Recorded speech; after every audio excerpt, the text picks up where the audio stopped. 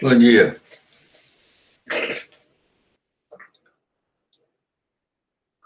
Bom dia.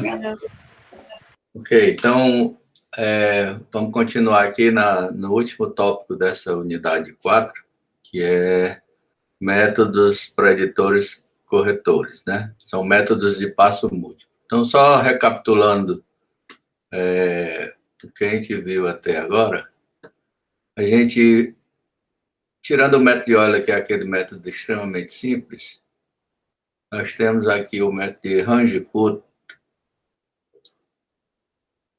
e o que acontece? Aqui você tem a caixa preta, que eu vou chamar aqui de método de Runge-Kutta.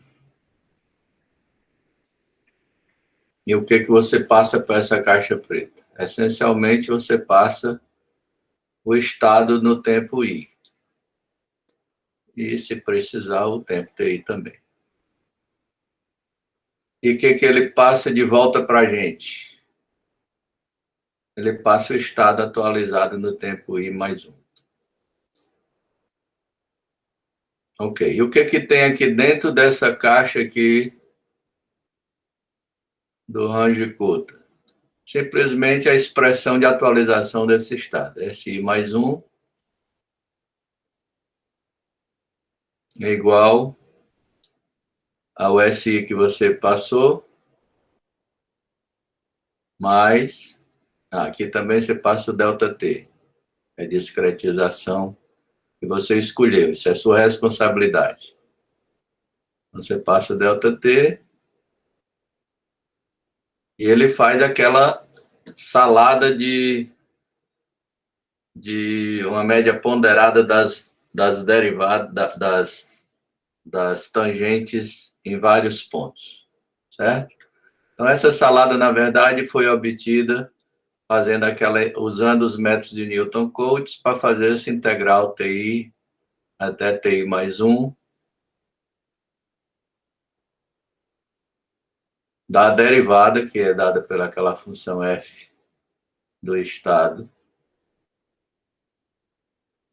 dt. Então, quando a gente substituía a regra do trapézio, o Simpson terço, o Simpson 3/8, o polinômio de substituição de grau 4, ou de grau 5, o que for, todas as fórmulas de Newton-Cotes é só você colocar elas aqui dentro no lugar dessa integral da função f.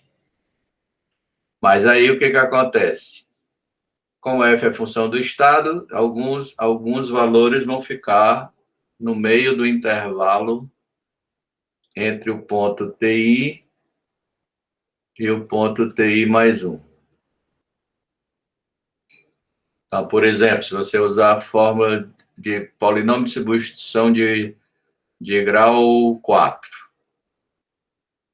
ele vai precisar de 5 pontos. Então, um ponto é esse, outro ponto é esse, um ponto no meio e 2 pontos aqui ainda no meio. Então, você vai ter que ter o estado SI, tudo bem, você tem. O estado no ponto SI mais 1 você não tem. Aí você, quando você não tem, você vai fazer estimativas. Aí você tem o estado... quer dizer, aqui a integral é da função f, né? Mas aí a função f precisa dos estados. Então, você precisa das estimativas nesse ponto e nesse ponto. E todas elas você pode fazer com o valor conhecido pela forward Euler a partir daqui, usando ΔT sobre 1, 2, 3, 4, para estimar esse valor. Se quiser, continua usando ΔT sobre 2 para estimar esse valor. 3 vezes ΔT sobre 4 para estimar esse valor, a partir do S da tangente aqui nesse ponto, e ΔT com o S nesse ponto, a função f de SI, para estimar esse valor. Ou, você estimou esse valor aqui, você pode, baseado nesse valor, estimar esse, aí baseado nesse, estimar esse. Aí tem milhões de opções que modificam as fórmulas, certo? Algumas delas têm uma justificativa teórica que diz que ela é melhor do que você estimar todo mundo a partir desse ponto aqui inicial, né, do intervalo. Então, esse era o método de range de curta que a gente viu e também está lá nas notas de aula, vocês têm todos os detalhes lá. Essa é a entrada de dados aqui para cada parte. E esse método, ele é um método explícito, porque basta você calcular esse lado direito aqui, não tem todos os valores que seriam problemáticos, você vai fazer estimativas. Então, você vai fazer a estimativa aqui nesse ponto e nesse ponto. Esse aqui é I mais 1/2. Esse aqui é I, S de I, mais ΔT sobre 4, então I mais 1/4, esse aqui I mais 3/4. Mais 3/4. E esse aqui I mais 1.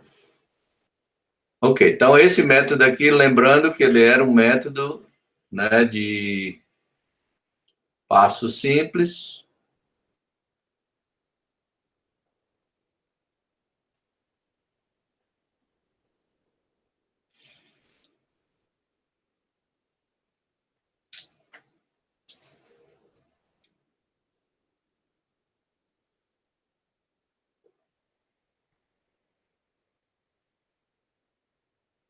Passo simples, e ele é um método explícito.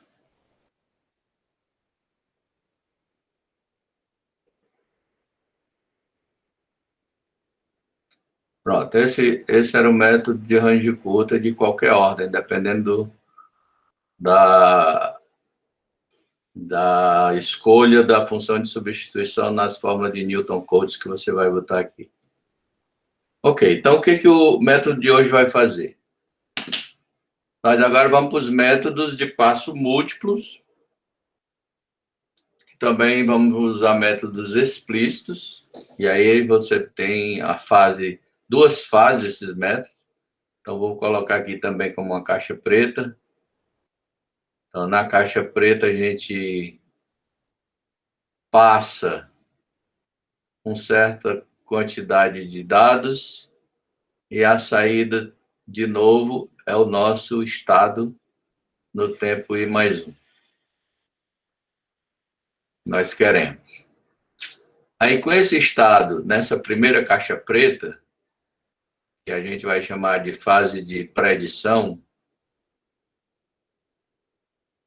a gente tem esse SI mais 1, que já é alguma coisa, como se eu fosse fazer a previsão da cotação do dólar de amanhã.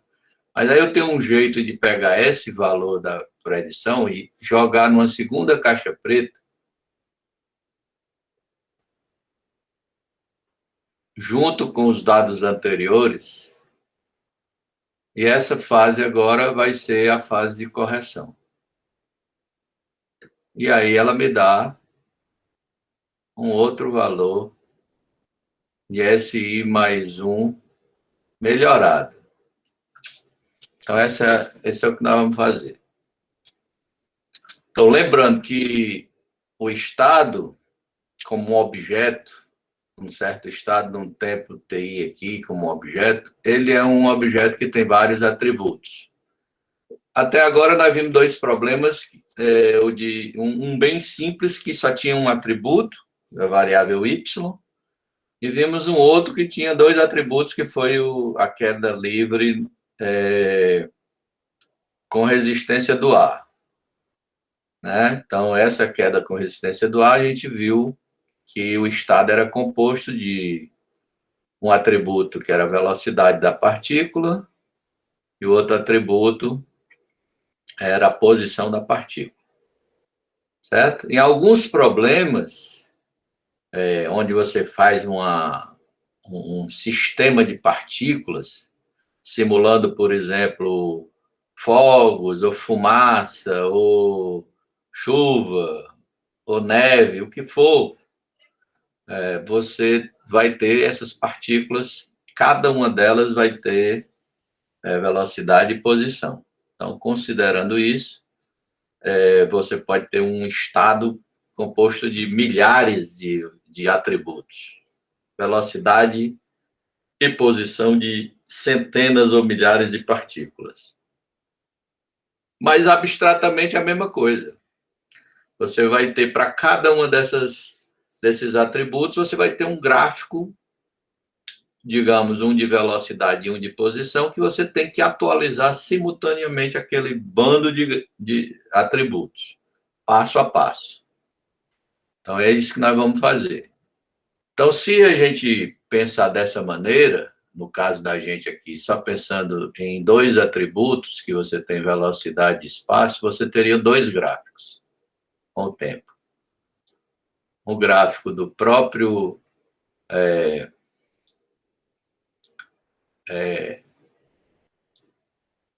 velocidade, digamos aqui, e aqui você teria o gráfico de posição, no exemplo da gente, né? Até agora que os exemplos que a gente viu que tinham no máximo dois atributos. Então, a posição eu vou chamar aqui de Y.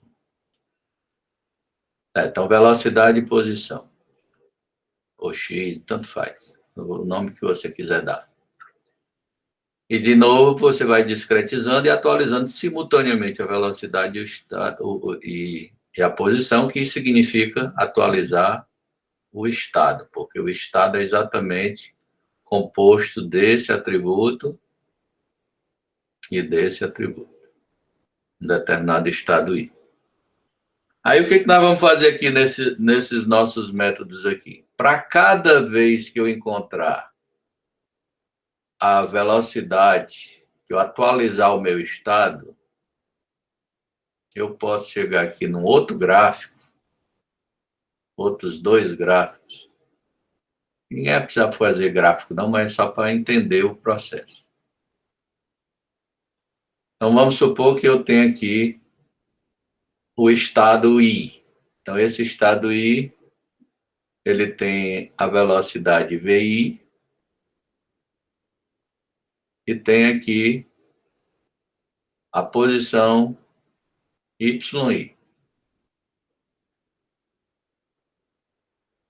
Ok, agora, nessa mesma posição, então, como eu sei que a derivada do estado com relação ao tempo, a gente desenvolveu ou recebeu de alguém que escreveu essa equação diferencial, então a gente tem essa informação da derivada do estado. Basta que você jogue o estado aqui dentro dessa função f e você terá a derivada do estado. Então, aqui dentro dessa função, de novo, essa função representa duas funções. Uma que atualiza a derivada da velocidade, vou chamar aqui de F1, e a segunda, no segundo atributo, atualiza o segundo atributo, que atualiza a derivada do YI. Né? Então, primeiro atributo, segundo atributo. Ok, então, se eu tenho essas funções aqui, basta eu pegar esses valores que eu acabei de obter, jogar dentro dessa função e ela me atualiza, essa F1 aqui me atualiza a derivada do V1, vou botar ela aqui, faz de conta que o valor dela, então isso aqui é da derivada da velocidade com relação ao tempo. E essa aqui é a derivada da posição com relação ao tempo. Então, isso aqui é como se fosse a aceleração e essa gráfico de velocidade. Beleza. Aí, aqui eu atualizo também o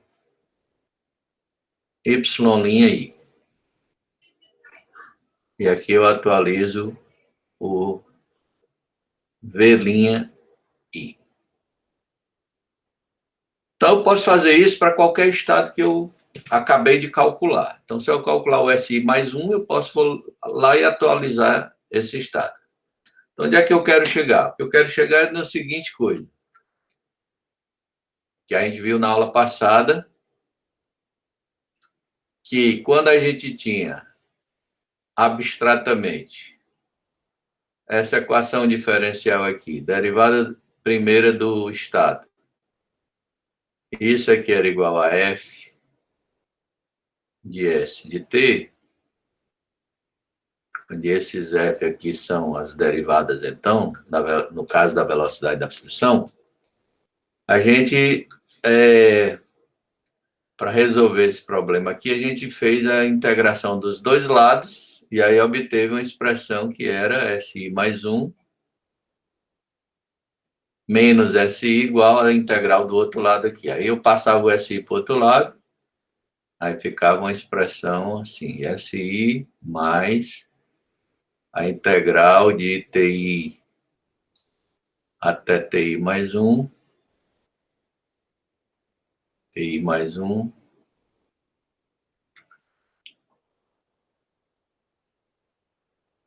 da função f de ST dt. Então, onde é que isso aqui onde é que isso aqui fica diferente dos métodos de Runge-Kutta? No método de Runge-Kutta, a gente pegou e integrou isso aqui usando as fórmulas de Newton-Cotes. Aqui não, aqui nós vamos pegar, abstratamente, eu vou representar agora o gráfico dessa função f, porque o que é o gráfico da função f? É o gráfico dessa derivada de s com relação a t. Isso é a função f, que a gente tem. Então, se a gente tem essa função, no tempo t igual a t0, ou t0 igual a zero, se for o caso, você tem esse valor aqui da função f0. Só plugar o S0 nessa função e você tem o valor de F0. Aí você vai evoluindo com o tempo, no tempo T1, você consegue o estado S1 e aí atualiza, jogando o S1 dentro da função F, obtém o F1. E aí vai fazendo isso, construindo uma história desses valores de F ao longo do tempo, até que você tem uma certa história aqui, que eu vou botar aqui, I menos K. Depois você tem aqui F. Aqui eu vou botar uns pontinhos aqui. Aqui eu já vou botar o FI.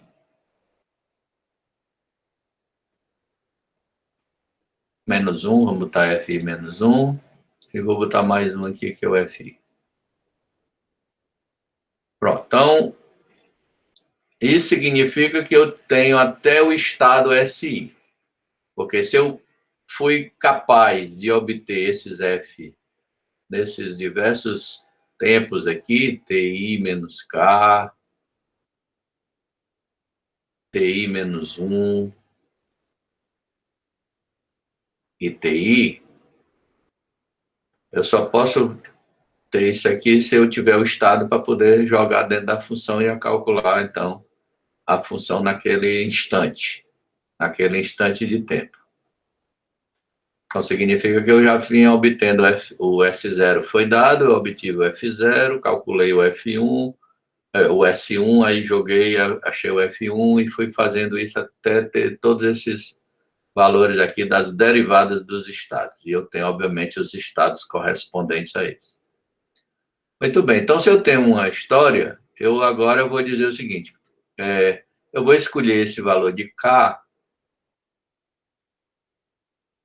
para dizer quanto dessa história eu quero usar na minha fase de predição. Então, no caso do exemplo do dólar, se eu quero prever o dólar amanhã, eu tenho o valor do dólar de hoje. Então, eu tenho a derivada da tendência do dólar, como é que ela é a derivada dessa tendência hoje, ontem, anteontem, etc, etc. Eu tenho essas derivadas, esses Fs aí todinho. Então, o que eu quero pegar agora para prever o dólar amanhã, eu vou escolher um número de dias para entrar nessa composição dessa minha história mais ou menos recente, porque não me interessa pegar uma história extremamente longa. Isso talvez não adiante nada para a minha predição, talvez até atrapalhe. Quero ver uma tendência mais recente. Então, eu vou pegar aqui e escolher esse K. Se eu escolher K igual a 1, eu vou pegar o dia de hoje e o dia de ontem, por exemplo, no caso do dólar aqui. Dia de hoje e o dia de ontem. Se eu escolher K igual a 2, eu vou pegar hoje, ontem e anteontem. Certo? Então, esse K aqui depende de você quem escolhe. Mas quando você escolher, você vai fazer todo o desenvolvimento e construir uma fórmula que vai botar naquela caixa preta de predição. Beleza, então é isso que nós vamos fazer agora. Eu vou começar por o caso mais simples de todos e depois estender mais um, se der tempo hoje ainda, a gente faz para 3. Eu vou fazer uma predição que pega o dia de hoje e o dia de ontem. Essa é a mais trivial. Então, o que eu vou fazer? Eu vou chegar aqui e dizer o seguinte. Eu vou pegar, então, essas derivadas aqui e vou dizer que, como eu tenho essas derivadas, vou mudar aqui a caneta para vermelha, eu tenho dois valores de f, então tudo que eu posso fazer é construir uma função f que eu vou jogar aqui dentro, de interpolação, mas é linear nesse caso aqui, ó. Eu só posso, por 2 pontos, só posso passar uma reta. Então, isso é como se fosse o valor da derivada, é esse gráfico aqui. Então, esse gráfico aqui, eu vou chamar de f barra, uma aproximação que eu tenho, baseada em 2 pontos, dessa função f. Ela é uma aproximação da função f, baseada apenas nos 2 últimos valores que você obteve na sua história. O do passo corrente ou do passo anterior. Ou essa é f barra. E eu vou jogar essa função linear aqui e vou integrar.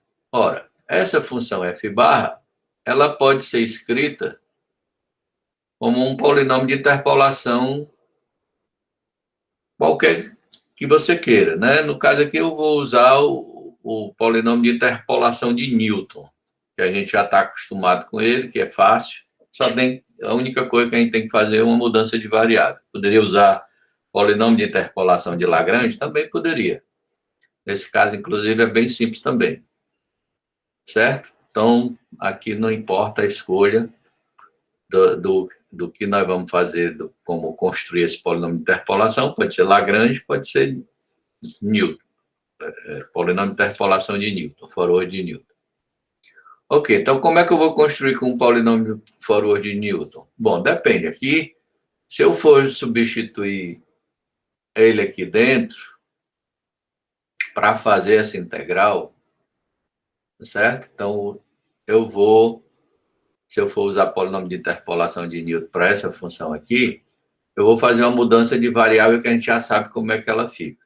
Como é que ela fica? A gente está na variável t e a gente vai mudar essa variável com a variável s. E aí essa variável s, como função do tempo, ela vai ser baseada aqui no ponto mais longo da minha história, vai ser o S0. Então, esse aqui vai ser o meu S0 mais ΔT vezes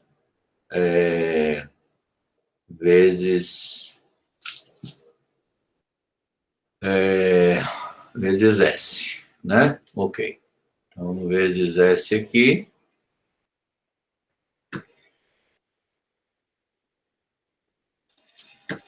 Vezes S. E aí eu tenho o ds. Olha, desculpe, isso aqui é T. T de S. T como função de S. E aqui embaixo é o delta, é o dt, que é na integral, quando a gente for fazer a nossa mudança de variável, eu preciso de saber quem é dt como função do s. E aí, nesse caso aqui, vai ficar delta t vezes ds. Muito bem, então, fazendo essa mudança de variável, eu vou ter aqui um ΔT.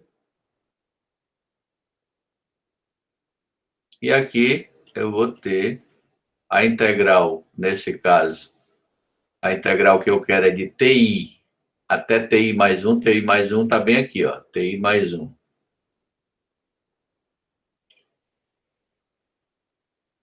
Então, TI mais 1. Se essa daqui, na variável S,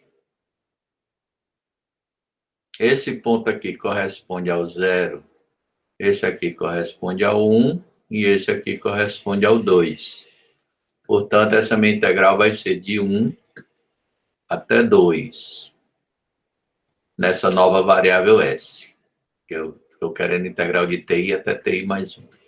E essa função aqui é a função f barra composta, f barra de...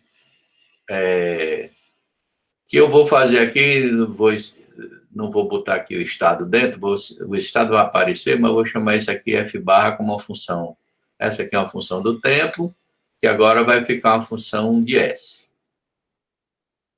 F de T de S, ou F de S de T de S. Aí, para não fazer isso, eu já fiz a mudança de variável, isso aqui tudo vai ficar a função de S. Então, o que significa que essa função f barra agora é aquela função que vai ser obtida como polinômio de interpolação de Newton. Então, essa f barra de S aqui, que eu vou colocar bem aqui,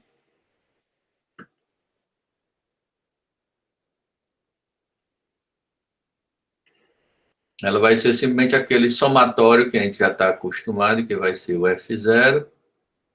No caso de 2, eu nem preciso mais escrever de novo, porque a gente já sabe quanto é. E a outra vai ser F1 menos F0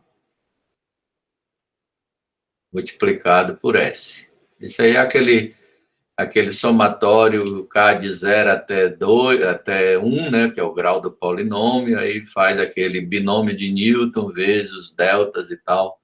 Daria essa expressão aqui nesse caso simples. Beleza, então vou substituir isso aqui nessa integral e vamos integrar. É isso que nós vamos fazer. Então, com isso aqui, eu vou ter, quando eu jogar essa função aqui dentro, o que vai acontecer? Eu vou ter uma integral, né? Esse aqui eu vou reorganizar aqui, vou fazer assim.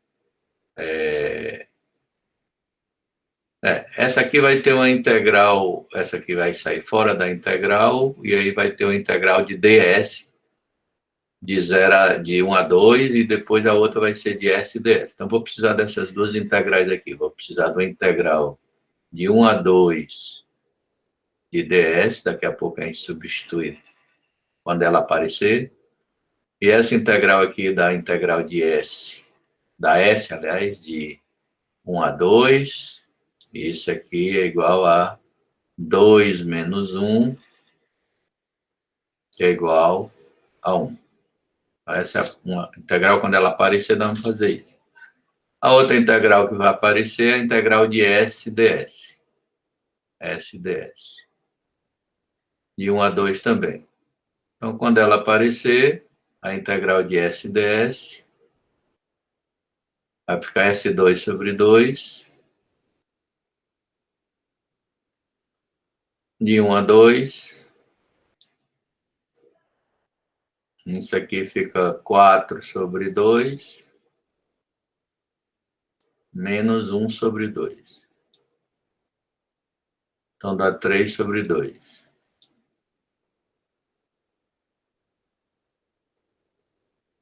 Ok. Pronto, esse é o que nós vamos fazer. Então, quando eu substituir essa integral aqui dentro dessa expressão, nós vamos ter aqui SI mais 1 é igual a SI mais delta T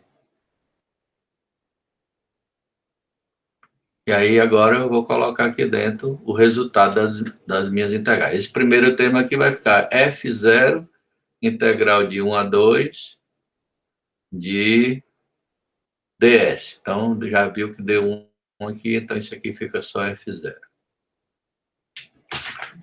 Nesse outro caso aqui vai ficar F1 menos F0. Pegar uma extensão, viu? F1 menos F0. Precisa de uma extensão. F1 menos F0. E aqui a integral de S ds, que dá 3 meios. Então, isso aqui é 3 meios. Então, o que eu vou fazer agora? Como aparece F0 aqui e F0 aqui, eu vou juntar os termos semelhantes e deixar em função de F0 e F1, cada um multiplicado pelo seu valor, né? Ok? Então, vou levar para a próxima página, mas dá para ver que isso aqui fica 2 meios, esse aqui é 1, 2 meios, menos 3 meios, então dá menos 1 meio. 2 meios, que é esse, é 1. Esse aqui dá menos 3 meios, então 2 meios positivo, menos 3 meios negativo, dá menos 1 meio. E esse aqui, que é F1, está sozinho aqui, ele é positivo 3 meios. Então, a minha expressão final vai ficar SI mais 1 é igual a SI mais ΔT. E aí, como eu falei, aquela salada de derivadas. E a primeira delas é o F0, que é uma derivada.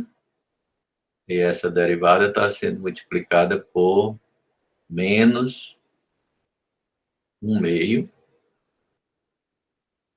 vezes S vezes F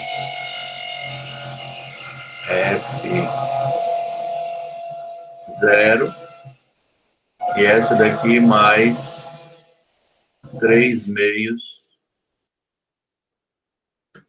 dessa derivada, que é o F de 1, certo? Lembrando que F0, nesse caso aqui, representa F0, na verdade, o valor da derivada se você olhar aqui, no tempo TI menos 1. Então, eu vou dizer que isso aqui é do estado SI menos 1. TI menos 1. E esse F1 aqui, ele representa a derivada do estado associada ao estado SI, TI. Então, aqui está, com esses valores todos, você tem o conteúdo da sua caixa preta da fase de predição. Essa aqui é da fase de predição.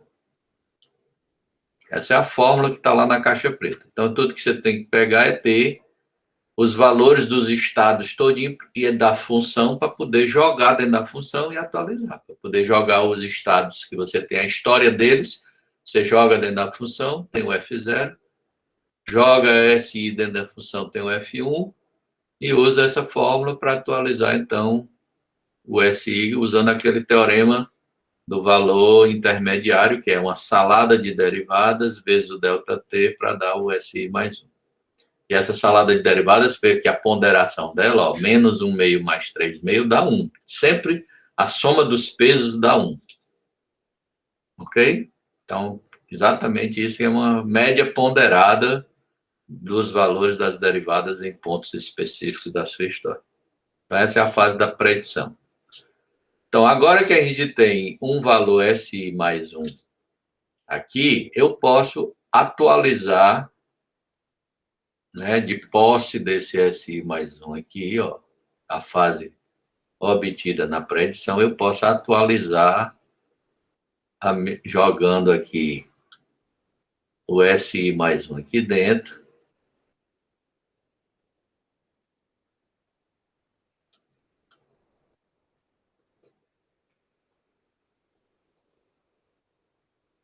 eu posso atualizar esse meu gráfico das derivadas. Eu tenho agora um novo valor de f. Eu tenho S, agora eu já posso obter um novo valor de f. Então, o que eu vou fazer agora? Eu vou fazer...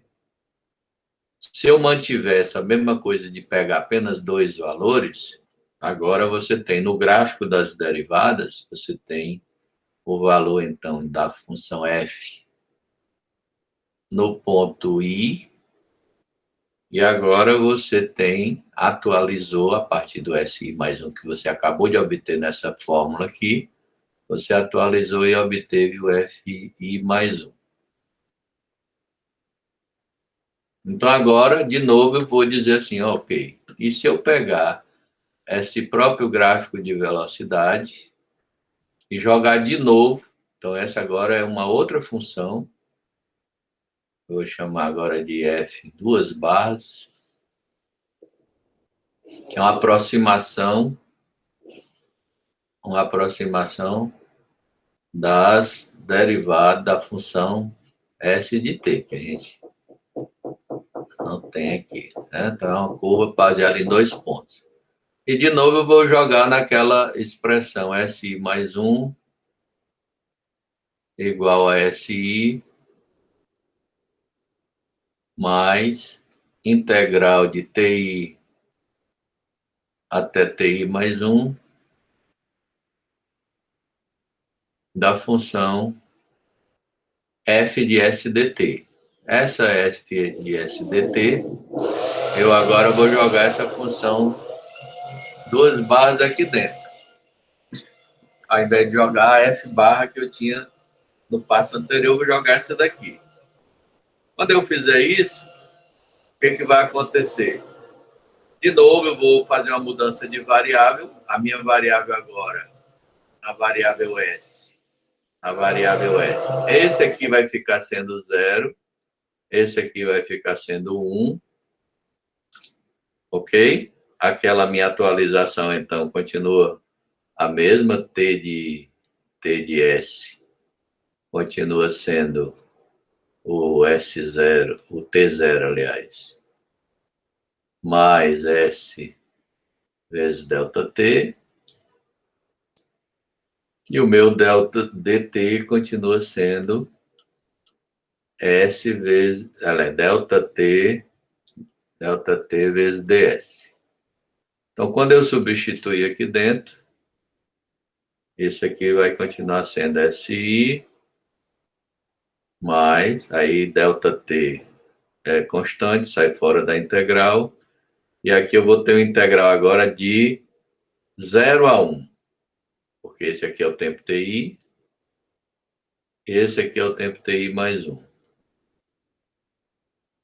Então, a minha integral agora nessa nova fórmula vai ser integral de 0 a 1 dessa função f2 barra, que é aquela função de interpolação de Newton que a gente vai escrever agora. Então, quem é o f2 barras? O f2 barras vai ser o primeiro valor, que é o f0, mais S vezes F1 menos F0. Do mesmo jeito. A única coisa que mudou é que esse F1 não é mais aquele F1 da transparência anterior. Agora o F1 agora corresponde ao I mais 1 e o F0 corresponde ao I, nessa expressão. Então, o que nós vamos colocar agora? Vamos precisar daquelas integrais, quando eu substituir aqui dentro, são aquelas mesmas integrais. A primeira é integral de dt, porque isso aqui é uma constante, e a outra é integral de SDT, que a gente já sabe também. Então, a primeira delas vai dar 1/2, como a gente viu. Dá 1, e a segunda vai dar 3/2, como a gente... 3/2 não, vai mudar, porque agora nós vamos ter a integral de 0 a 1. Então, 0 a 1 de dt, de ds. Esse aqui vai ficar S, então vai ficar 1 aqui também. E essa outra aqui de 0 a 1, integral de 0 a 1 de S ds. Integral aqui, então, essa daqui vai ficar S2 sobre 2, então dá 1 meio menos 0 ao quadrado. Então dá simplesmente 1 meio aqui. S2 sobre 2. Então 1 ao quadrado menos 0 ao quadrado sobre 2. Dá 1 meio. Então essa minha fórmula final aqui vai ficar agora SI mais, aí aqui o ΔT, e aqui a integral desses dois termos aqui, né? Então, quando eu fizer o primeiro termo, vai ficar 1 F0 sozinho. Vou botar ele aqui dentro dessa caixinha aqui, o que que vai ser. O primeiro vai ficar F0 sozinho. Depois vai aparecer esse negativo de F0, mas multiplicado por 1 meio. Então, vai ficar menos 1 meio de F0. Esse aqui dá F0 sobre 2. Dá 1 meio positivo de F0. Então, o primeiro termo que aparece aqui dá 1 meio de F0.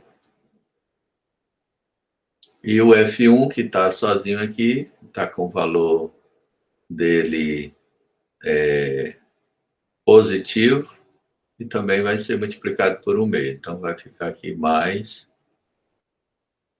1 meio de F1. Então, quem é F1 aqui, nesse caso, não é mais esse aqui. O F0 agora, nesse caso, ele é o F do estado S no tempo I,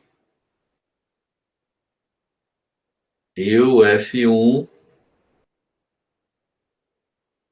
é o valor do F no estado I mais 1, SI mais 1, que você obteve na saída da primeira caixa preta, esse SI mais 1. Então, essa fórmula aqui é a fórmula de correção. Então, nas duas caixas pretas, o que vai acontecer? Na primeira caixa preta, nesse exemplo aqui, nós vamos passar para ele o estado SI, vamos passar o estado SI menos 1, vamos passar o ΔT, obviamente a função f, que está lá embutida, porque depende do problema. Vou botar aqui a função f de S de t, que também tem que ser conhecida essa função. Está todo tempo usando ela. Então, com essas informações aqui, a gente pega essas informações e passa para a nossa caixa preta. Primeira caixa preta, que é a caixa preta da fase de pré-edição. Lá dentro, ele vai usar a fórmula SI mais 1 igual a SI mais ΔT, e vai botar aqui o valor da função f. Vou apagar aqui. Tem que crescer a caixa preta um pouco.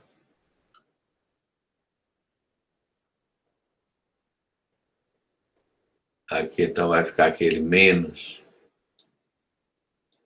1 meio de F de I menos 1 mais 3 meios de F I. Certo? Então, aqui, só para lembrar que o F de I menos 1, ele é a função F usando o estado SI menos 1. TI menos 1. E o FI mais 1, FI, aliás, é a função, plugando aqui nessa função o estado SI, TI. Pronto, então, se ele faz essa substituição dos seus dados de entrada nessa função, substituição dos dados de entrada nessa função, obtém esses valores, joga dentro dessa fórmula, ele já pode me devolver o SI mais 1. Aí eu pego esse SI mais 1 e vou jogar agora na segunda caixa preta. Então, eu vou aqui na segunda caixa preta. E a segunda caixa preta, ele vai passar agora os valores do SI mais 1, do SI, do ΔT, e a função continua sendo necessária, S de T. Aí eu jogo isso na segunda caixa preta, dela do mesmo tamanho aqui. E aí nessa segunda caixa preta, eu vou logo botar aqui as atualizações que eu tenho que fazer, eu vou pegar esses valores de entrada aqui e já vou atualizar as funções F e essa FI, na verdade, eu poderia ter aproveitado, porque eu já tinha essa função. Mas vamos supor que eu não tenho, então, ok. Então, FI é atualizada pegando o estado SI que você passou, TI, aí atualiza também o FI mais 1,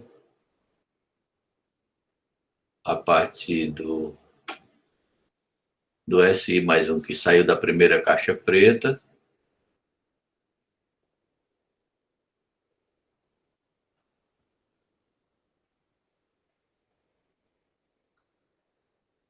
E agora eu posso utilizar a fórmula de atualização, que é a fórmula de correção SI mais 1,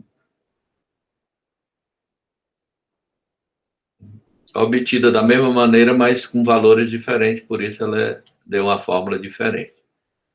Ela continua sendo aquela mesma ideia de uma salada de derivadas, que é o teorema do valor intermediário. Então, aqui você tem agora, os seus valores são todos, os pesos são 1/2, essa função f do tempo i, mais 1/2 da função f no tempo i mais 1. Ok? Então, com isso aqui, ele me devolve o valor atualizado, SI mais 1. Às vezes, o que acontece? Quando você tem esse valor atualizado, ele certamente foi diferente desse valor aqui, que eu vou botar uma barrazinha aqui, na fase de pré-edição, vou botar uma barra aqui. O valor aqui é da fase de pré-edição. O que saiu da fase de pré-edição. E esse valor aqui, normalmente é diferente desse. É como se fosse um valor melhorado. Então, nada impede que eu chegue aqui nessa forma e faça uma coisa de retroalimentação, onde eu jogo esse SI que saiu da própria fase de correção, isso aqui é a fase de correção, essa aqui é a fase de pré-edição, essa é de correção, nada impede que eu pegue essa fase de correção e faça ela uma coisa iterativa. Eu pego esse valor, retroalimento aqui na caixa preta, ele vai de novo usar essas atualizações aqui e vai me devolver um valor. Quando esse valor estiver convergindo, eu paro esse processo iterativo. Então, isso aqui pode ser de uma vez só, ou pode ser iterativo até uma certa convergência, que se você quiser fazer a retroalimentação para melhorar esse resultado obtido na fase de correção. Então, fase de predição não é iterativa, mas a fase de correção pode ser iterativa se você desejar. Ok? Então, isso que a gente fez aqui, para essa funçãozinha, onde a história foram apenas os 2 últimos valores do meu estado, que é uma reta, nós vamos só mudar agora o polinômio de interpolação. Que da próxima vez, se eu usar um ponto a mais, quer dizer, hoje, ontem, anteontem, no caso do dólar, eu vou ter uma função quadrática. Então, a minha função de predição vai integrar essa função de interpolação quadrática no F para poder construir essa fórmula da primeira caixa preta. A função de correção vai usar a nova função que eu já fiz a previsão para ela, aí o dia de hoje e o dia de ontem. Continua sendo quadrática.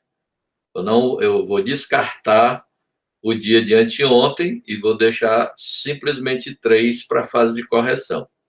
Poderia ter deixado o dia de anteontem também para a fase de correção?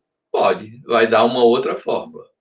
Uma fórmula que na fase de predição eu usei 3 dias, ou 3 valores da minha história, e na fase de correção eu usei os mesmos 3 acrescido do valor da fase de predição que eu obtive, certo? Então, seria uma fórmula, na predição, seria uma fórmula baseada na integração de um polinômio de interpolação quadrático, e na fase de correção poderia ser um polinômio de interpolação cúbico.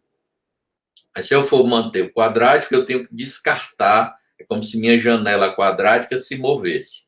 Eu descarto aquele dia de anteontem, uso só ontem, hoje e o novo valor predito para amanhã, certo?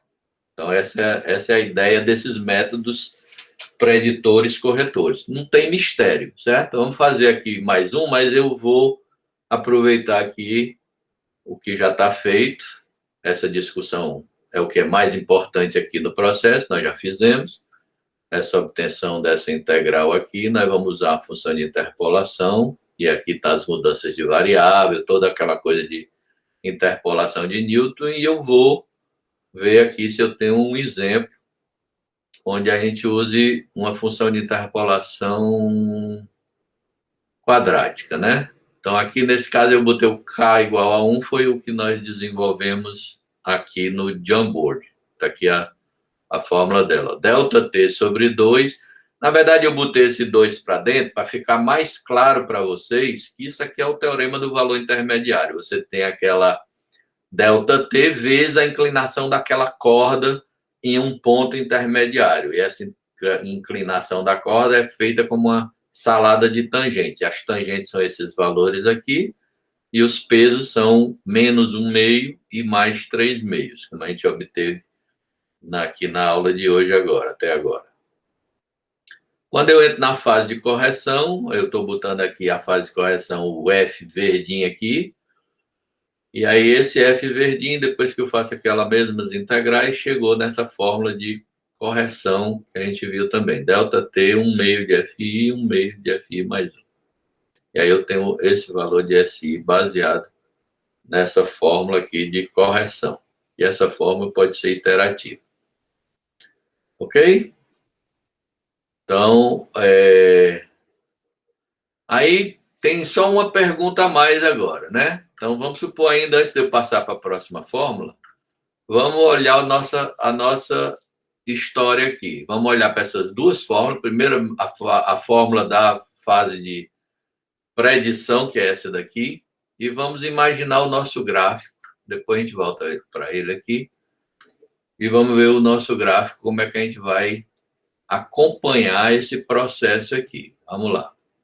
Eu tenho tempo aqui, TI. Eu tenho o tempo T0. E nesse tempo T0, sem problema, eu tenho aqui o valor de S0. Aí, com esse valor de S0, eu posso atualizar aquela função F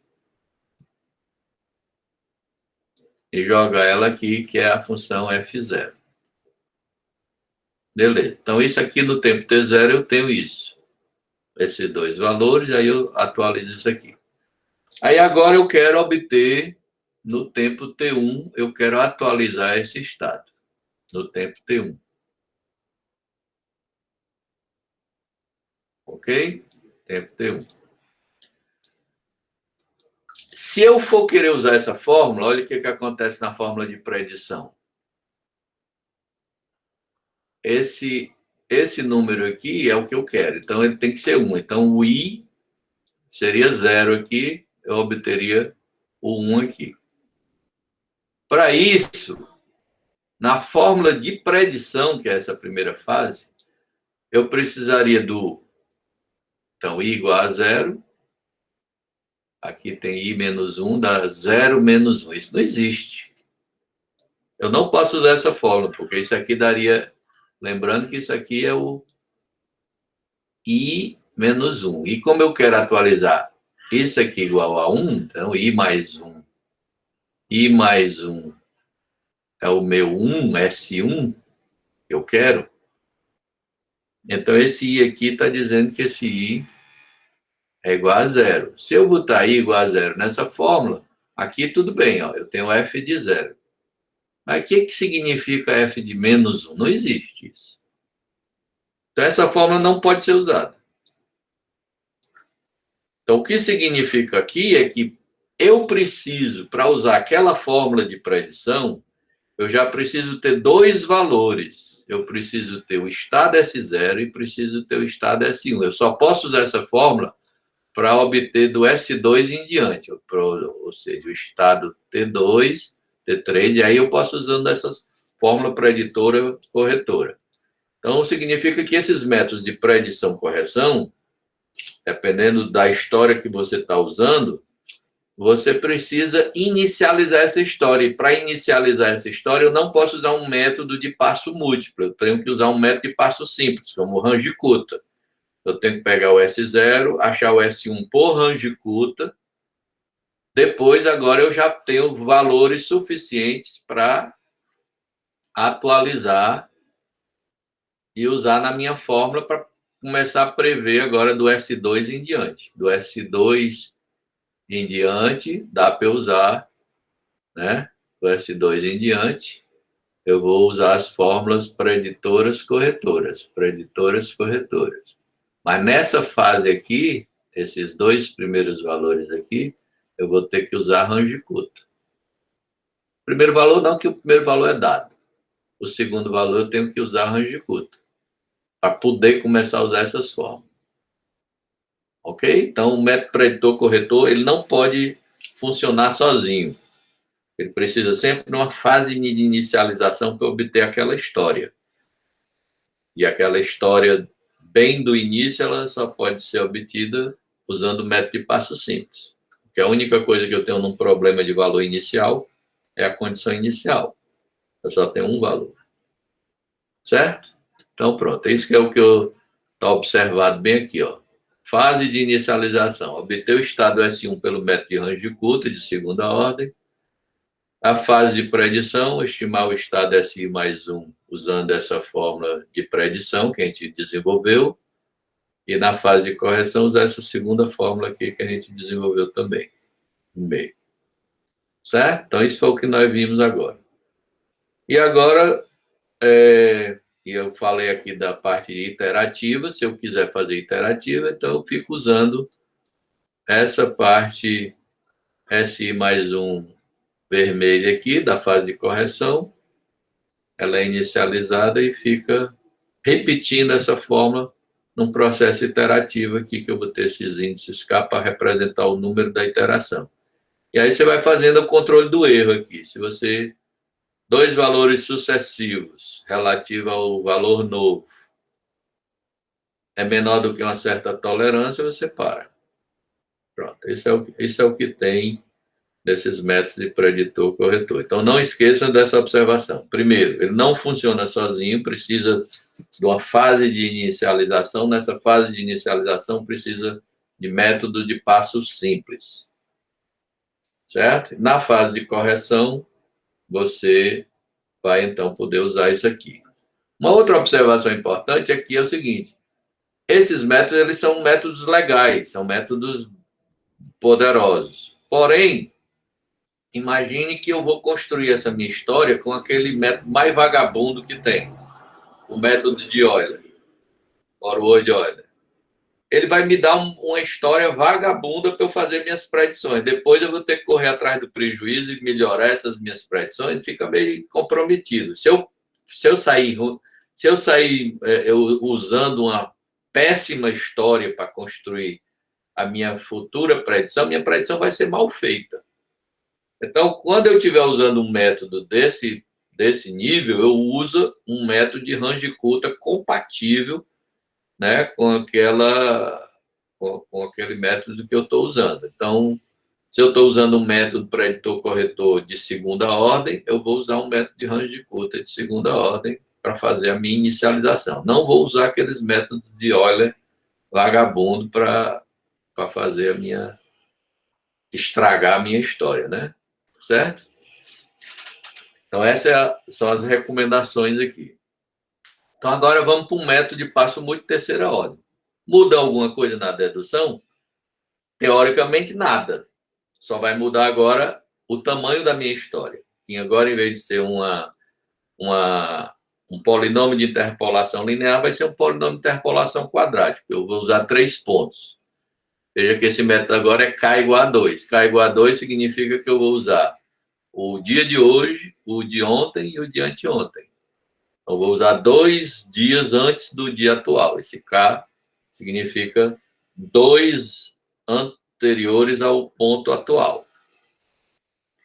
Vou precisar fazer aquela integral da função de interpolação, e a interpolação agora, né, lembrando que se eu mudar minha variável com essa história aqui, ó, então o que importa aqui para a gente é isso. Ó. Eu tenho o tempo TI. Escolhi que a minha história agora vão ser 2 para trás também. Vou usar esses 2 pontos para trás agora. O I menos 1, esse é o I menos 1, e vou usar um outro I menos 2. Isso vai ser o valor da minha história. E aí, se eu vou fazer aquela mudança de variável para variável S, esse mais de trás aqui vai ser o 0, esse vai ser o 1 e esse vai ser o 2. E se eu tiver o tempo TI mais 1, que é onde eu quero fazer minha predição, TI mais 1, esse aqui vai corresponder ao 3. Então, quando eu fizer aquela minha fórmula de predição S, I mais 1,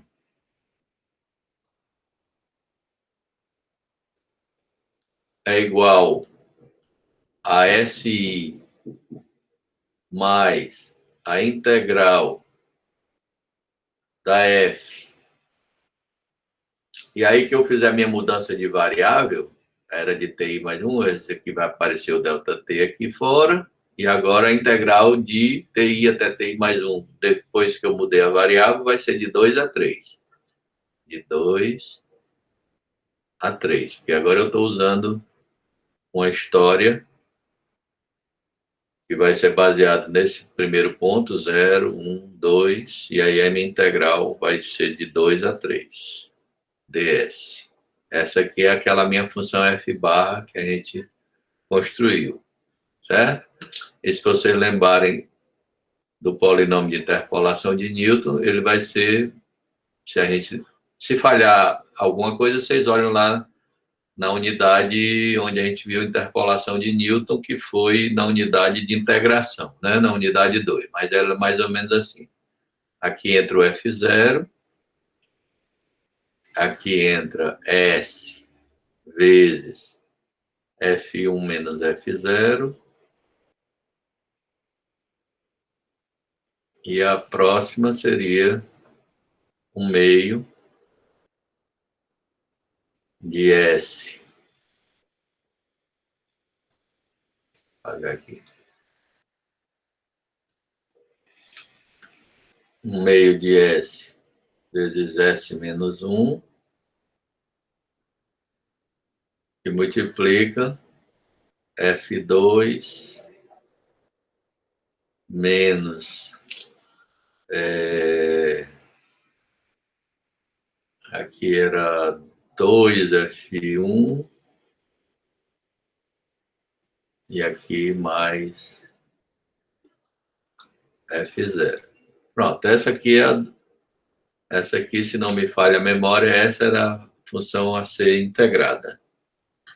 Certo? Quando eu substituir ela aqui dentro, aí a gente vai ter uma fórmula que aparece SI mais, vai sair o ΔT aqui, depois a salada de integrais, que é uma média ponderada, então você vai ter um peso W0 que vai multiplicar o F0, vai aparecer um peso W1 que vai multiplicar o F1 e vai aparecer um peso W3 nessa fórmula. Quando você substituir essa integral e juntar os termos semelhantes, aqui aparece o F2, e você teria então uma fórmula desse tipo, onde esse W1, W2, W0, W1 e W2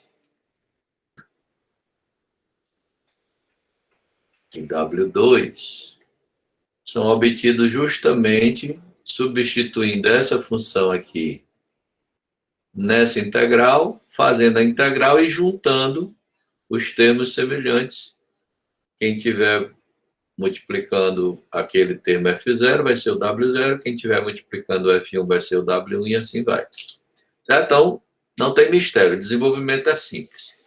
Esse F0, lembrar que esse F0 aqui, ó, é o primeiro deles aqui, é o TI menos 1. Esse F1 aqui é esse cara aqui. E o F1 corresponde ao tempo TI mais 1. Esse aqui corresponde ao TI, na fase de predição. Isso tudo aqui é a fase de predição. O que muda na fase de correção? Essa expressão aqui, do jeito que ela está escrita, ela não vai mudar. Vai mudar os intervalos de integração. Vamos ver a fase de correção agora. Vamos fazer exatamente o mesmo desenvolvimento. Vou pegar aqui no tempo T. E agora vamos ver a nossa história. Nós temos o tempo TI. Da fase de predição, nós já achamos um novo valor predito para o tempo TI mais 1. Como a nossa história, eu estou usando 3 valores, eu vou usar agora o TI menos 1 e pronto. Eu vou descartar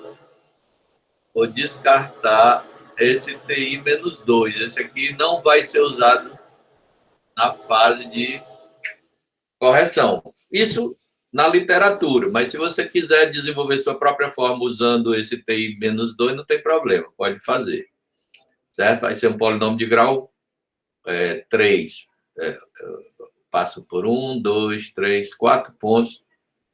Então, é um polinômio de grau 3. Por enquanto, nós estamos fazendo um polinômio de grau 2. Se eu descartar esse ponto, eu continuo fazendo um polinômio de grau 2. Quando eu fizer a minha mudança de variável,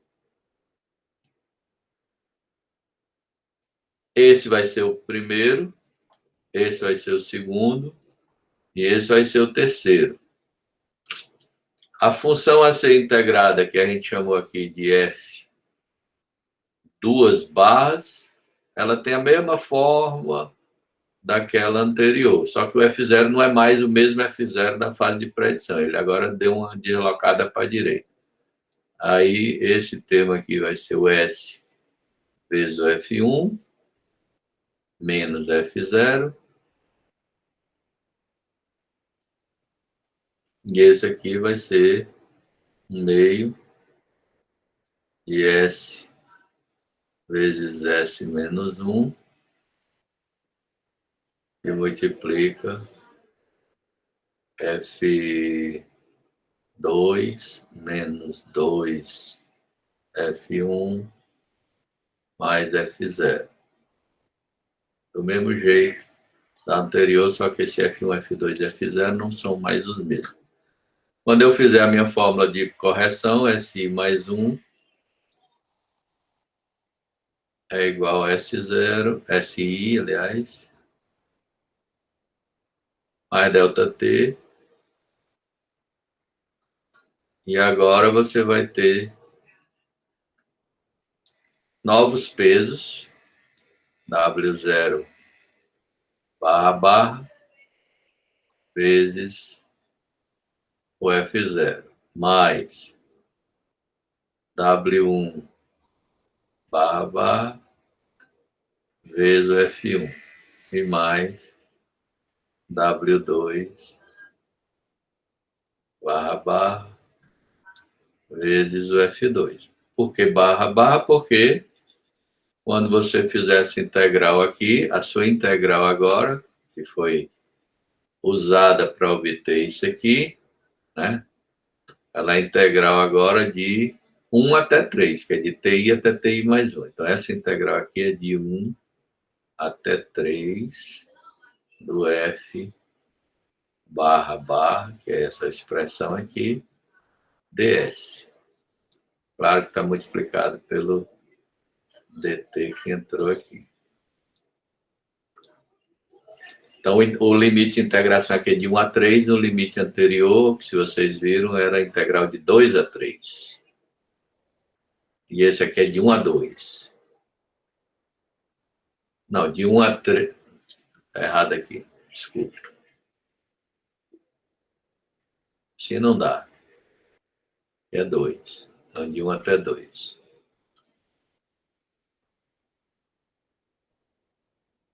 Essa integral, então, na fase de predição, é integral de 1 a 2.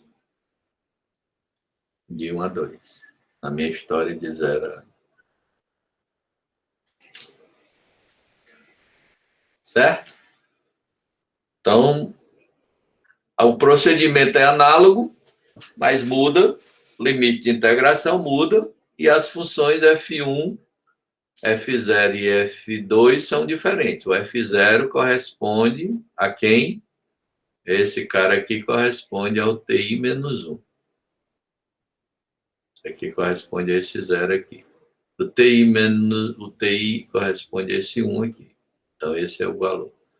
E esse 2 aqui, que corresponde ao TI mais 1, que é o que entra aqui. Certo? Então, o processo é análogo. Então, esse processo aqui está descrito aqui na nossa nota de aula aqui em detalhe, todo feito passo a passo, até chegar na fórmula de predição, que seria essa daqui. Se você botar esse 12 aqui para dentro, seria os pesos. 5 sobre 12, 16 sobre 12, negativo, e 23 sobre 12, positivo, seriam os pesos correspondentes à fase de predição.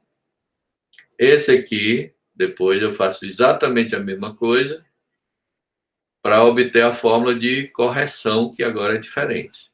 Menos 1 sobre 12, 8 sobre 12, 5 sobre 12, na fase de correção.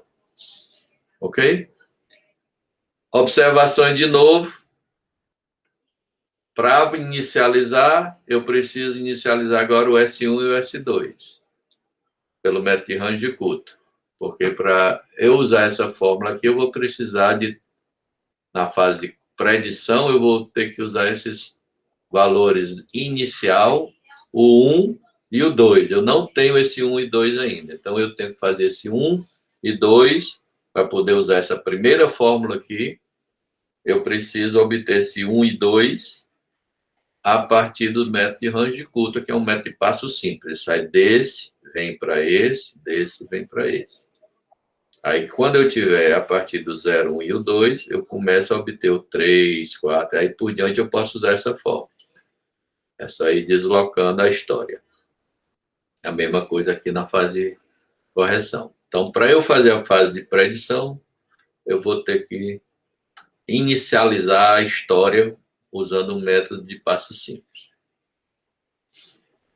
Ok, aí de novo aquela mesma observação. Pode ser iterativo? Pode. Essa parte de correção, você pode colocar ele iterativo e bota o S mais um K menos 1 aqui K, e fica iterando até que a diferença de erro do passo anterior para o próximo seja menor do que uma tolerância. Ok? Aí, o que é a tarefa de vocês? Vocês vão desenvolver o método preditor de corretor de quarta ordem, que é um método usando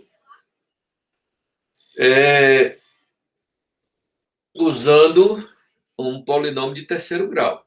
O procedimento é absolutamente o mesmo. Quer dizer, o que nós vamos fazer? O que vocês vão fazer aqui? Vocês vão pensar na história de vocês aqui, tempo T, você vai sair do tempo T0, onde você conhece o estado S0. Aí agora você vai construir uma história. Então, nessa construção de história, no início você vai usando o método de Range-Kutta. Então, vai pegar aqui T1 através do método de Range-Kutta. Aí vem para T2, um método de Range-Kutta. Então, isso aqui é a fórmula que nós desenvolvemos, que era de terceira ordem, ela precisava de 3 pontos. Esse aqui eu conseguiria fazer a partir de 3 pontos, mas vocês não, vocês vão precisar de mais um passo de Range-Kutta para obter uma história de pelo menos 4 valores. 4 valores. Esse agora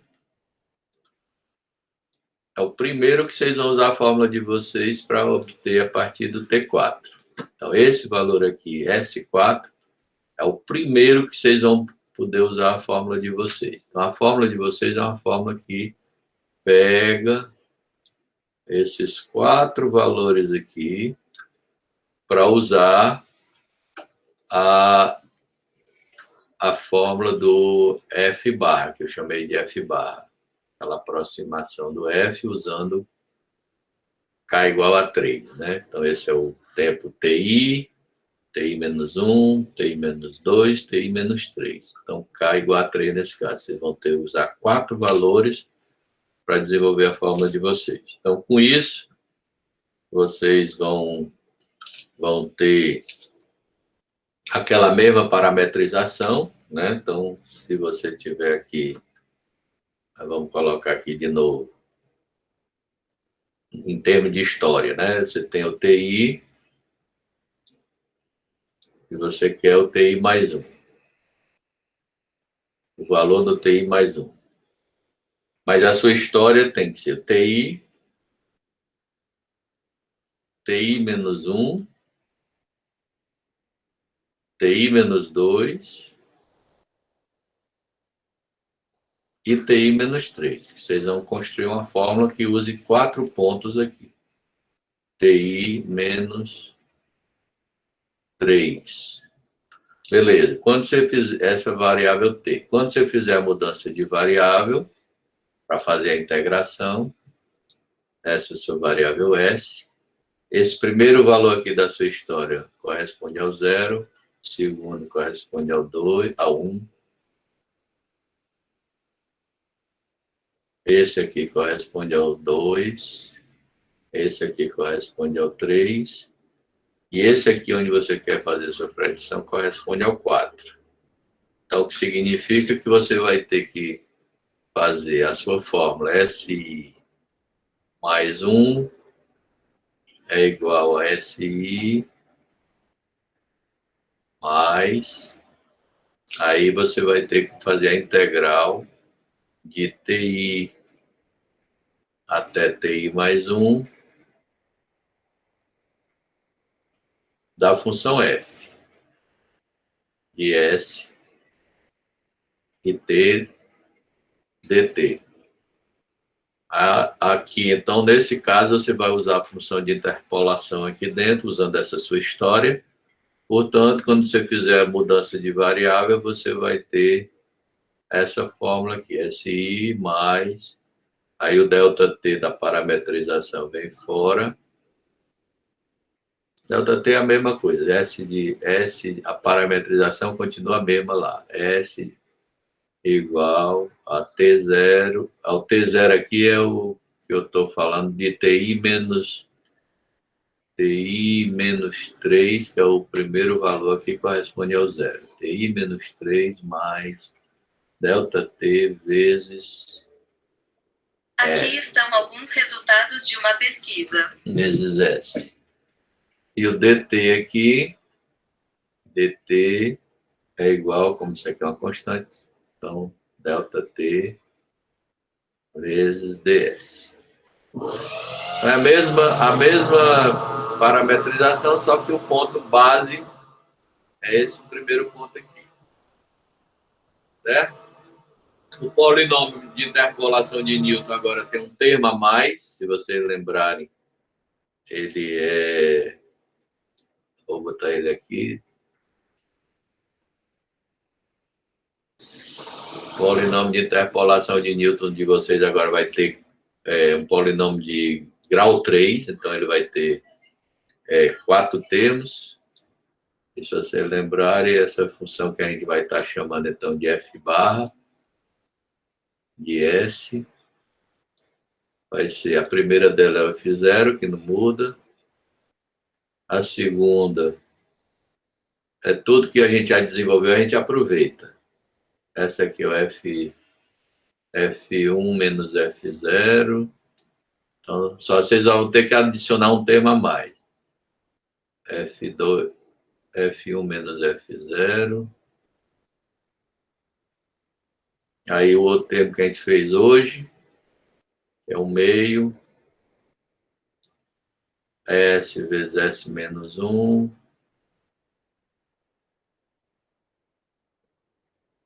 Aí tem o F2 menos 2 F1 mais F0. Ok? E quem pode já ir dizendo aqui qual vai ser o termo de vocês? Qual vai ser o termo que vocês vão adicionar? É o próximo termo aqui. Isso aqui nós já fizemos hoje. Qual vai ser o termo que vocês vão adicionar? Esse 1/2 veio daquela coisa da 2 fatorial e tal. Aqui vai aparecer um 3 fatorial, que é 6. Então, vocês têm o termo aqui que é 1/6. Aí esse S continua, vai ter mais um termo, S menos 1 e S menos 2. Quem lembra agora dessa parte aqui? Certamente vai aparecer o F3. Vai aparecer o F3 aqui. Menos o quê? Adélcia. Diga, professor. Qual vai ser aí essa expressão que a gente tem que adicionar? F3 menos 3F2 mais... Tá lá na unidade 2. Equivale lá a fórmula de Newton-Cotes quando você usava 4 pontos.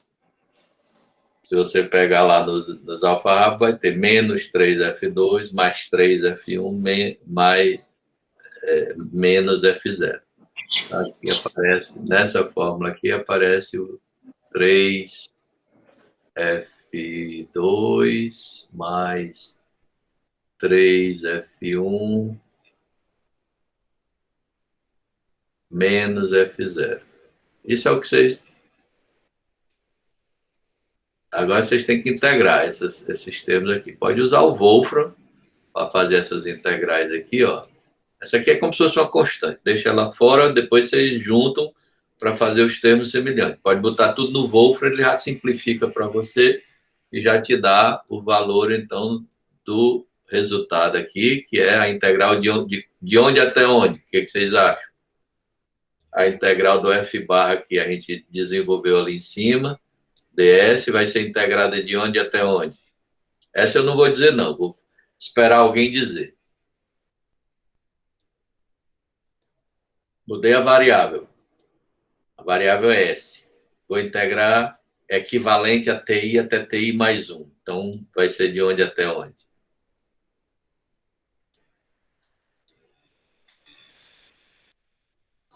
Eu tenho mais um, não? TI, 3 a 4, professor. TI até TI mais um. TI corresponde a? 3 a 4. Isso, 3 aqui. E o TI mais um corresponde ao 4. Então, a integral que vocês vão fazer no Wolfram é a integral de 3 a 4 dessa expressão aqui. Certo? E aí ele vai me devolver o quê? Vai me devolver uma expressão que vai ficar assim, ó. A minha expressão da fase de predição vai ficar o quê? S, I mais 1 é igual SI mais delta T. E agora a salada das derivadas. Então aqui vai ficar, como tem 4 valores, vai ter o peso para o primeiro valor, que é o S0 vezes o F de 0. Vai ter o peso W1 multiplicado pelo F1. Vai ter o W2 multiplicado por F2. E vai ter o W3 multiplicado por F3. Lembrando que esses Fs aí, esse aqui corresponde, na fase de predição, esse aqui corresponde ao valor I, esse corresponde ao I menos 1, esse corresponde ao I menos 2 e esse corresponde ao I menos 3. Aí eu pego essa variável aqui na fase de predição e vou fazer o mesmo procedimento, onde agora a minha história vai ser, eu tenho o TI mais um eu já acabei de estimar, TI mais um, então ele vai fazer parte agora da minha história, TI mais um agora ele vai ser incluído nos meus pontos dessa história de 4 pontos. Aqui é o TI menos 1, aqui é o TI menos 2, e aqui é o TI menos 3 que eu vou descartar. TI menos 3 eu não vou usar na fase de correção. Então, esse aqui está fora da história. Para eu continuar usando a mesma ideia de polinômio de interpolação de grau 3, certo? Então, quando eu fizer a minha mudança de variável agora, a parametrização é muito parecida, mas só que o ponto base agora é esse aqui. Esse aqui corresponde ao 0, esse corresponde ao 1, esse corresponde ao 2 e esse corresponde ao 3. Na minha nova parametrização. Então, minha fórmula de correção, SI mais 1, ela vai, quando vocês desenvolverem, ela vai ser o SI mais delta T, e agora vai ter uma integral nessa nova variável, que a gente chamou a função de interpolação agora diferente, ds. É igualzinha, só que os f representam outras coisas. O 0 agora é esse I mais 1 e não mais o I menos 3, e o I mais 1 entrou aqui na história, né? A integral agora vai ser de onde até onde? Continua sendo de TI, de 2 a 3, exatamente. Então, aqui, a única mudança agora é que é de 2 a 3, e vocês vão integrar aquela mesma função aqui, ó, essa mesma função, só que os papéis do 1, 0, 2, 1, 0, 3, 2, 1 são diferentes. Que agora, esse aqui corresponderia ao 0, 1, 2 e esse aqui é o 3, na fase de correção, certo? Como está escrito aqui. Mas a fórmula a ser integrada é a mesma, só que depois você substitui. Então, no final, sua fórmula de correção vai ficar assim, SI mais delta T e aquela salada de valores W0, e agora eu vou chamar duas barras, F0 W1, duas barras, F1, mais W2, duas barras, F2, e mais W3, duas barras, vezes F3. E lembrando que aqui, esse F0 corresponde ao I menos 2, esse corresponde ao I menos 1, esse corresponde ao I, e esse corresponde ao I mais 1, que você obteve na fase de correção. Então, essa aqui é a fase de correção que vocês vão desenvolver. Então, o que vocês têm que achar é o peso, que é resultado daquela integral do polinômio de interpolação de Newton. Só isso. Então, a tarefa é simples. Use o Wolfram para lhe ajudar. E como vocês vão usar para a inicialização do processo, né? Lembrando que na inicialização do processo, eu tenho que sair da condição inicial que é dada, obter a minha história de 4 pontos. Então, eu preciso de inicializar o T1, T2 e o T3 através do método de Runge-Kutta. Nessa fase aqui, eu tenho que usar um Runge-Kutta compatível com esse método de ordem mais alta, certo? Então, o Runge-Kutta é o que eu estou botando aqui na tarefa. Método pretor de quarta ordem. Aí tem um videozinho para vocês assistirem, se quiserem. E vocês têm aqui o Runge-Kutta de quarta ordem. Tem várias opções de você fazer aquelas previsões. Então, podem usar qualquer uma que vocês pegarem da internet, ou se vocês resolverem desenvolver, podem desenvolver, mas vocês vão ter valores para construir essa história e usando essas predições aqui, né, no método de quarta ordem. Uma vez que você tem a história, você pega essa fórmula que você desenvolveu e você aplica, certo? Ok? Então, essa fórmula aqui, o que ele está dizendo aqui do T8? Note, na fase inicial, você precisa do método de Runge-Kutta de quarta ordem, cujas fórmulas são F1, S2 e tal, e tal. Assim, essa é a fórmula do Runge-Kutta. Essa é a salada da fórmula de Runge-Kutta. Esse é um método de passo simples.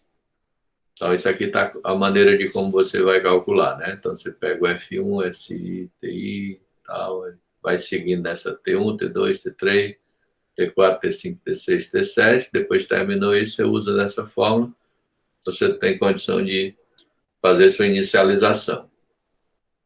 Ok? É isso aí. E aí, uma vez que fez essa fórmula de Runge-Kutta, você faz ela para obter do 0 para o 1, depois do 1 para o 2, do 2 para o 3, então, já que ela é passo simples, do 1 para o 2. Lembra que esses valores aqui, ó, eu chamei de 1, 2, 3 e 4, tem nada a ver com esse 1, 2, 3 e 4 aqui. Isso aqui são passos dentro do mesmo passo.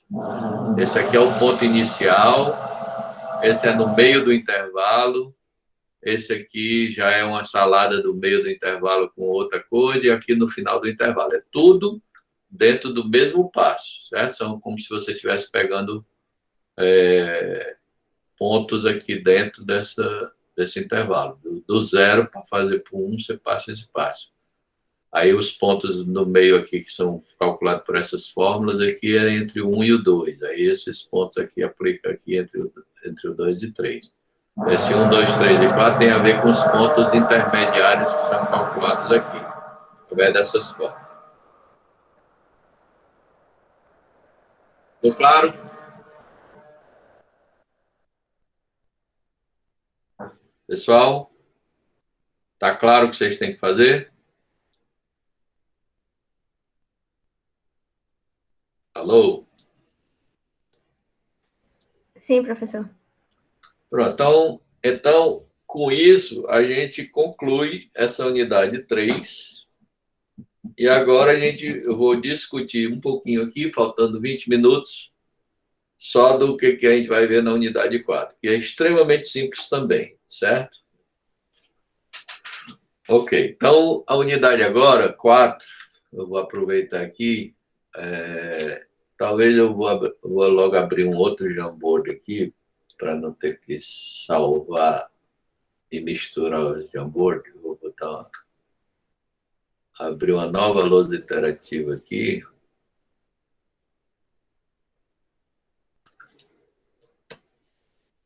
E essa aqui eu já vou botar da aula que vem, que é a aula do dia 24. Vou mudar ela aqui, o nome dela para 24/08/2021. Pronto, então essa aqui é a última unidade do curso. Unidade, a primeira foi derivada, a segunda de integral, terceira de autovalores, quarta de problema de valor inicial, e essa é a unidade 5. E ela vai ser problema de valor de contorno. Ok? Problema de valor de contorno. Então, vou fechar aqui esses outros Jamboard. Vamos discutir aqui só.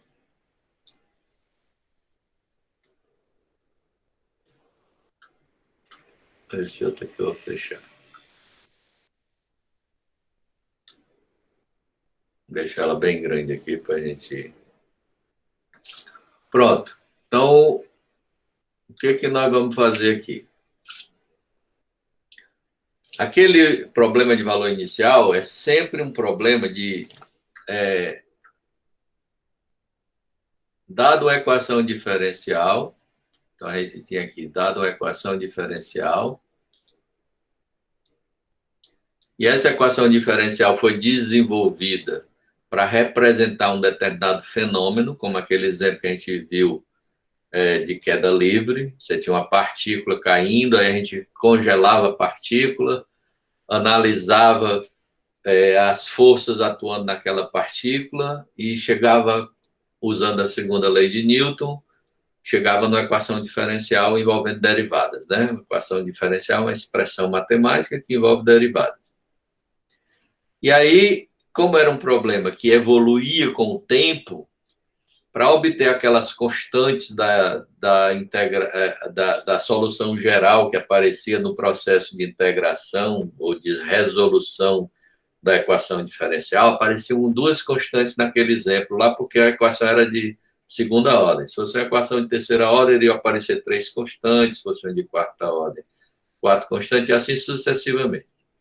E aí, como eu partia de um ponto inicial de lançamento, essas condições iniciais eram dadas, a gente tinha aqui as condições iniciais. Então, isso era o PVI. Agora, o problema é muito parecido, mas agora o PVC ele vai continuar agora com a equação diferencial que governa um determinado problema.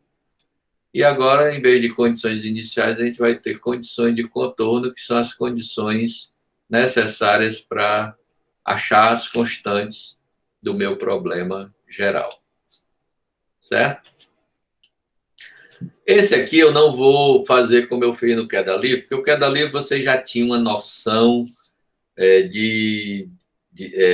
embora vocês tenham aprendido no segundo grau aquela queda livre no vácuo, mas as fórmulas eram mais ou menos familiares para vocês e tal. Então, o que acontecia lá? A dedução, segundo a lei de Newton, também é uma coisa que todo mundo conhece e tal, não tinha problema nenhum apresentar aquela solução. Aqui, existem problemas simples que dá para a gente deduzir tranquilo, e um deles eu vou fazer o mais... só para ilustrar, para vocês entenderem que é a diferença desse para o outro problema, eu vou mostrar um problema bem simples. Vou imaginar o seguinte. Suponha que você tem aqui o teto da casa de vocês. Isso aqui é o teto. E aqui, só para representar, isso aqui é o chão da varanda. Nesse teto, você pegou aqui e pendurou no teto uma barra. E nessa barra, você botou aqui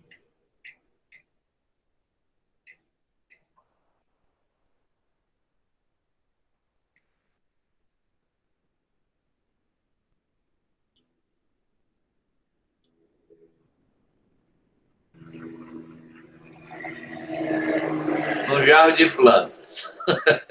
Ok? Pronto. Esse é o caso mais simples de tudo.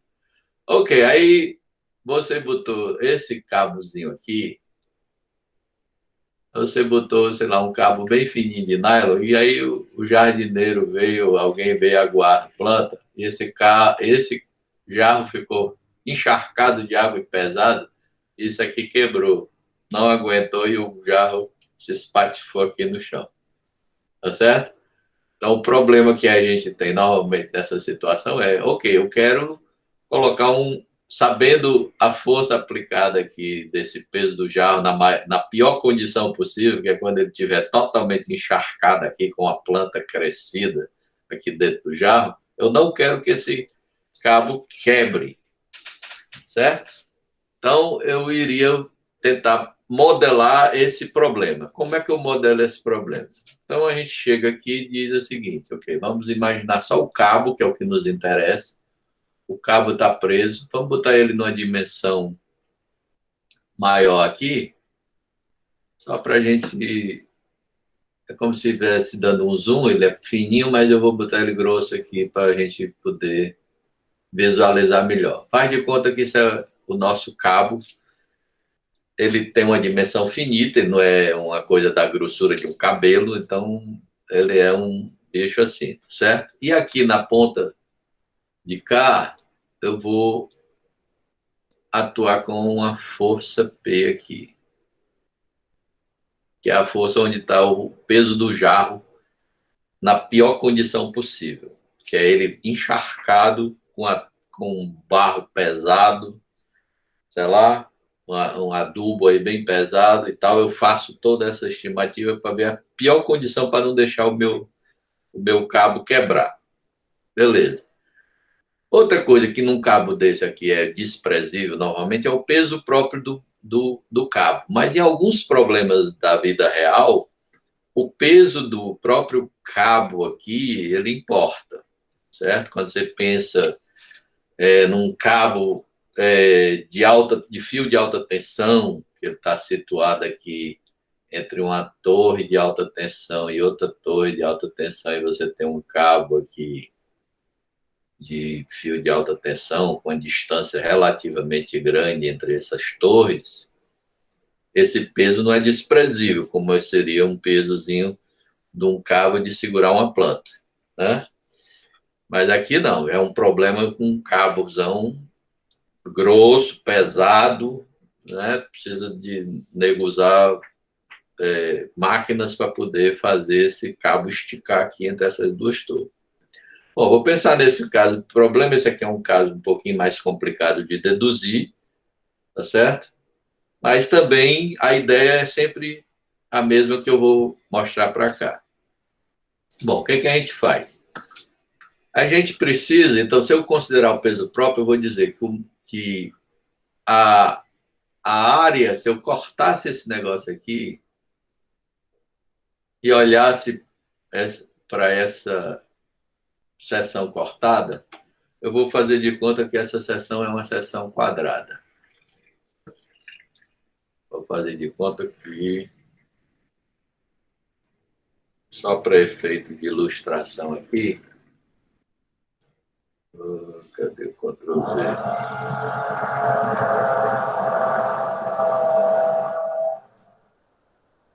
Ela é uma seção quadrada e ela tem área A.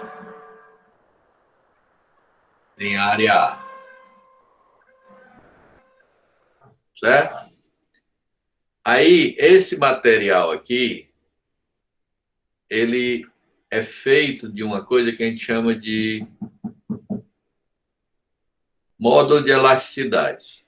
Esse módulo de elasticidade é como se você chegasse assim, se você fosse num laboratório e você fizesse um gráfico de deslocamento versus força aplicada, e você pensar assim, você tem uma barra dessa e você vai puxar ela e vai fazendo o deslocamento delta dessa ponta aqui da barra, quando você aplica essa força vai crescendo. Esse deslocamento delta aqui vai crescendo à medida que essa força P vai sendo aplicada e vai crescendo. E aí você plota esse gráfico. Então, se esse material fosse, por exemplo, vou botar aqui dois gráficos. Esse gráfico aqui e um gráfico aqui vermelho até esse nível de força desse aqui.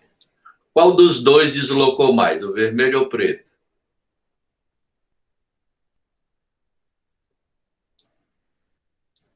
Para o mesmo nível de força. Se eu apliquei essa mesma força F aqui nos dois, qual dos dois deslocou mais, o preto ou o vermelho?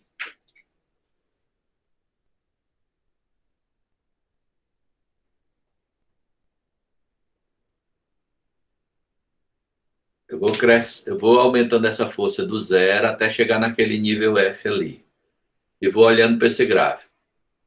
Os dois gráficos estão indicando o deslocamento à medida que eu vou subindo esse nível da força. Quando eu cheguei lá naquele nível F, qual dos dois deslocou mais? O vermelho ou o preto?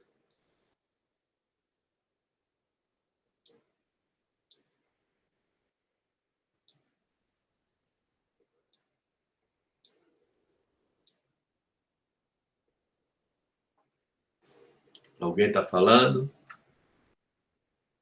Vermelho, exatamente. O vermelho está indicando a coisa. Agora eu vou dizer o seguinte.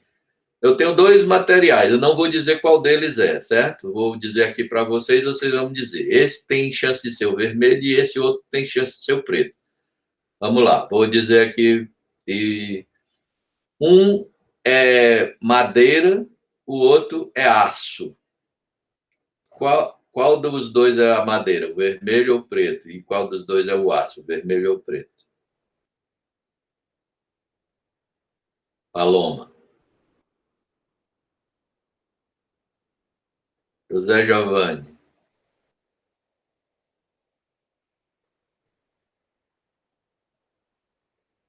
Ainara. Aço vermelho, Renato disse que o aço é o vermelho e a madeira é o preto. Você acha que, quando eu olho para o vermelho, eu digo, o vermelho é mais fraco ou mais forte do que o preto? Eu aplico a mesma força, o bicho estica mais, ele é mais forte ou mais fraco? Não, não. Essa lógica aí não é verdadeira. Se eu tivesse de pendurar um elefante num cabo, aquele cabo que desloca menos, ele, entendeu? Ele para o mesmo nível de força, ele desloca menos. Então, ele tem maior resistência a esse deslocamento. Certo? Então, o preto seria o aço e o vermelho seria a madeira. Se eu pegasse uma rapadura versus um pedaço de madeira. Rapadura seria o vermelho e o pedaço de madeira seria o preto. A rapadura deslocaria bastante grande, tipo aqueles puxa-puxa. Pedaço de chiclete, desloca, aperta com a força, o bicho vai esticando, que é uma beleza. Certo? Então, essa tangente, essa inclinação desse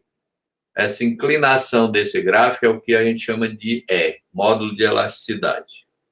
Certo? Então, esse E representa a inclinação desse gráfico de laboratório. Ok? Então, o que a gente vai fazer aqui é dizer o seguinte: vamos supor que eu vou pegar um pedacinho desse Aqui estão alguns eu vou pegar um resultados. pedacinho daqui desse corpo, situado entre esses dois cortes, e esse tamanho desse corte aqui vai ser de ΔX, onde X é esse eixo de referência aqui, essa é a direção X, e aqui é X igual a zero bem aqui. Então, numa certa posição X aqui, bem aqui, X, eu cortei um pedacinho desse corpo aqui. Vou trazer esse pedacinho desse corpo para cá, amplificar, tá aqui. Ops. Vou trazer esse pedacinho desse corpo para cá, amplificado. Na próxima aula eu detalho melhor. Aqui ele, ó. Esse tamanho aqui, tá certo? Daqui para cá, é bem pequenininho. E eu vou chamar esse pedacinho de DX. E aí vou ver o seguinte, então esse corpo aqui, ele tem um volume. Qual o volume desse corpo? Quem pode me dizer? A área é A e o tamanho dele é dx.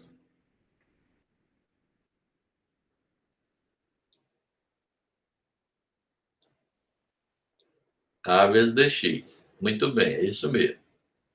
Como tem um dx que é infinitesimal, eu vou chamar isso aqui de dv. Esse é o volume. Se ele tiver uma densidade, ρ de material, densidade de massa, multiplicando isso aqui por ρ, esse aqui passa a ser uma massa desse corpo. Eu vou chamar de dm. Massa desse corpo. Isso aqui é o dm. E se eu multiplicar pela aceleração da gravidade, dos dois lados, eu tenho a força de atração gravitacional que eu vou chamar de dp. Força de atração gravitacional nesse corpo. Aqui, você tem uma força da gravidade puxando esse corpo, que é a tal da dp. Do lado de cá, você tem que ter alguma coisa que se oponha a essa força. Outra coisa é que esse pedaço do corpo que eu cortei aqui, ele também fazia força para cá. Então, existe uma outra força atuando aqui, que é o resto desse corpo aqui, atuando em cima dessa partezinha aqui. Então, existem essas forças aqui. Eu vou chamar essa aqui de F1, essa aqui de F2, e na próxima aula a gente parte a partir desse ponto aqui, vai discutir a dedução dessa equação diferencial que governa esse problema de um corpo que está parado, estático, segurando um jarro de planta. Certo? Esse vai ser o nosso problema, o primeiro problema que eu vou modelar e vou mostrar a equação diferencial dele, e a gente vai resolver. Depois eu vou botar outras equações diferenciais e vamos usar um método para resolver outros problemas, mas esse método se aplica a todos esses problemas que a gente vai ver, certo? Pronto, então até a próxima aula, que é terça-feira que vem. Por hoje é só.